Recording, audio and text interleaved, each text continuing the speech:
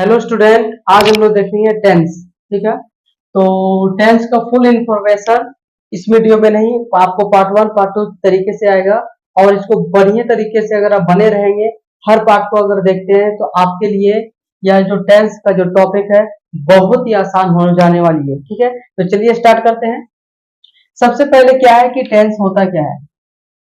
तो टेंस का शाब्दिक अर्थ देखा जाए तो काल होता है ना। और काल को अगर परिभाषा किया जाए, है ना, तो परिभाषा इस तरीके से हम दे सकते हैं कि जो समय का बोध कराता है उसे काल कहते हैं।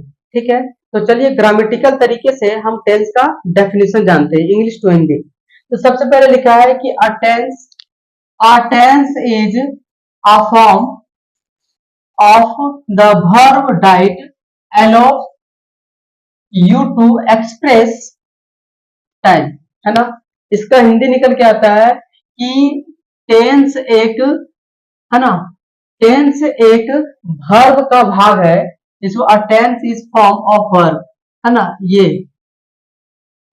क्या लिखा, अ टेंस इज इन कहता है कि अ फॉर्म ऑफ द वर्ब, मतलब टेंस एक वर्ब का क्या है, भाग है। डाइट जो कहता है क्या, एलो, है ना, मतलब क्या करता है, हमें अनुमति देता है टू एक्सप्रेस, है ना, व्यक्त करने का टाइम, मतलब समय को व्यक्त करने की क्या करता है, अनुमति देता है। इसी चीज को हम लोग क्या बोलते हैं, टेंस कहते हैं। क्या है, एक वर्ब का भाग है जो समय को व्यक्त करने की अनुमति देता है। ठीक है, तो चलिए सबसे पहले लिखा है कि there are three kinds of tense. Tense के तीन भेद होते हैं। टेंस के कितने भेद, तीन भेद। सबसे पहले है कि प्रेजेंट टेंस, जिसको हम लोग वर्तमान काल कहते हैं। दूसरा पास्ट टेंस, जिसको हम लोग भूतकाल कहते हैं।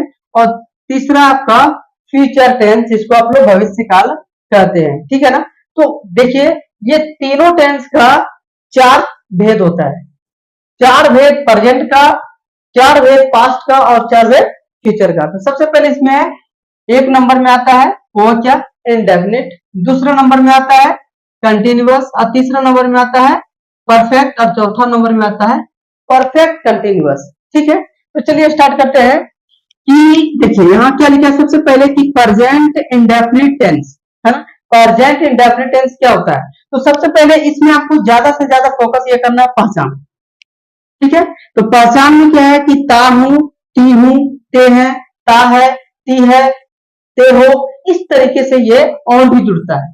तो आप थोड़ा सा इसको वाक्य में जब भी हिंदी अगर आप बनाओ तो ये चीज पे थोड़ा फोकस कीजिए, ध्यान में रहे ये चीज कि ये सिर्फ कभी कभी क्या है कि ताते ती रहता है लेकिन वो टेंस में नहीं होता है। ध्यान में रखना कि कभी कभी हम लोग, जैसे कि हम लोग एक उदाहरण समझते हैं, जैसे कि आम मीठा होता है। ठीक है, तो यहाँ देखिए क्या लिखा हुआ है, ताते ही है ना।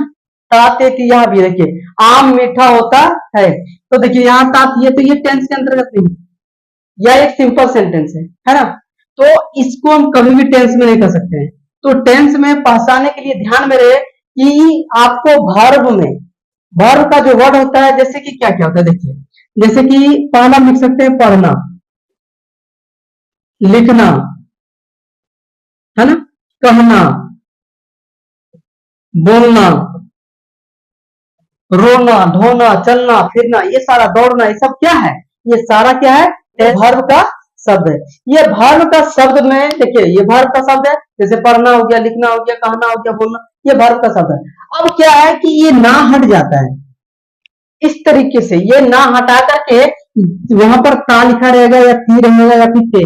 इस सिचुएशन में हम लोग क्या करते हैं, टेंस समझेंगे, उस तरीके से नहीं कि आम मीठा होता है, घर बड़ा दिखता है, राम अच्छा लड़का है, ये तो साधारण आप समझ सकते हैं, है ना। उस तरीके से हाथी बड़ा जानवर होता है, इस तरह ताती जो है वो टेंस के अंतर्गत नहीं, वो कथनात्मक होता है, वो सिंपल सेंटेंस के अंतर्गत जाती है। तो थोड़ा ये चीज आप समझे कि ताते ती, जो मेरा बोलने का मतलब है कि मतलब क्रिया में ना हटा करके ताते ती का प्रयोग, है ना, मतलब वो धातु चेंज हो जाता है। ठीक है, जब आपको हिंदी में हम टेंस पढ़ाएंगे तो आपको पता चलेगा कि धातु वातु क्या होता है। ठीक है, चलिए आगे देखते हैं। आपको बता रहे थे प्रेजेंट इंडेफिनिट टेंस, है ना, उसमें से आपको सबसे पहले क्या बताएं, पहचान। कि पहचान कैसे, हिंदी में अगर कोई वाक्य लिखा रहेगा पहचान हम लोग कैसे करेंगे। तो ध्यान में रखिएगा ता हूं, ती हूं, ते हैं, ता है, इस तरह किस और रहेगा। ध्यान रखिएगा इसमें वर्ब का प्रयोग क्या होगा, क्या वर्ब लगेगा। तो देखिए इसमें लगेगा V1 और V5, दो ही वर्ब है, V1 और V5 का प्रयोग करेंगे किसके लिए, अफर्मेटिव सेंटेंस। ध्यान रहे अफर्मेटिव सेंटेंस में हम लोग क्या लगाएंगे, V1 और V5 का प्रयोग करेंगे। अब बात आ जाता है कि V5 कैसे बनाए। तो देखिए जब भी कोई भी ना वर्ड जो घर वाला वो कभी भी V1 में लिखा रहेगा, उसमें एस या ईएस को जोड़ करके हम लोग क्या बनाते हैं, V5 बनाते हैं। ठीक है, तो ये भी आपको जानकारी आगे क्लासों में मिलेगा कि जब आपको सिंगुलर से प्लूरल बनाएंगे उस समय आपको पता चल जाएगा सिंगुलर से प्लूरल बनाने का जो नियम आता है, इसी में मतलब वर्ब में V5 बनाने के लिए भी वो नियम को हम फॉलो कर सकते हैं। ठीक है, तो चलिए आगे देखते हैं। तो आप ये समझे कि इसमें जो वर्ब जो यूज होगा वो V1 और V5 का प्रयोग करेंगे, वर्ब का पहला रूप और वर्ब का पांचवा रूप। ठीक है, अब यहाँ आता है बात है स्ट्रक्चर का। ठीक है, तो स्ट्रक्चर में सबसे पहले आप क्या लगाते हैं, सब्जेक्ट, फिर लगाएंगे वर्ब, उसके बाद आप अदर वर्ड। अब देखिए सब्जेक्ट और वर्ब से भी यहाँ पर सेंटेंस बनाया जा सकता है, लेकिन अदर वर्ड रहेगा तो और बढ़िया है ना। तो चलिए देखते हैं सब्जेक्ट हम लोग किस किस रूप में लगाते हैं। जैसे कि हमारा आई हो गया, यू हो गया, वी हो गया, दे हो गया, ही हो गया, सी हो गया, या किसी का नाम हो गया, है ना, etc। बहुत तरीके से हम लोग क्या करते हैं, सब्जेक्ट मतलब सब्जेक्ट का प्रयोग करते हैं। तो ये बात आ जाता है कि हम लोग V1 और V5 का प्रयोग, ठीक है ना। तो थोड़ा सोचना होगा ये कि V1 कब लगता है और V5 कब लगता है। तो देखिए बच्चों इसको समझने के लिए हम लोग क्या करेंगे कि V1 यहां से लेकर के यहां से आप देख पा रहे हैं, देखिए आई यू वी दे, ये सभी के पास हम लोग क्या लगाना है, V1 लगाना है। ठीक है, और एक प्लस में बता देते हैं, कभी भी अगर कोई भी सब्जेक्ट अगर प्लूरल फॉर्म में लिखा हो, ठीक है, तो भी आप V1 का प्रयोग करेंगे।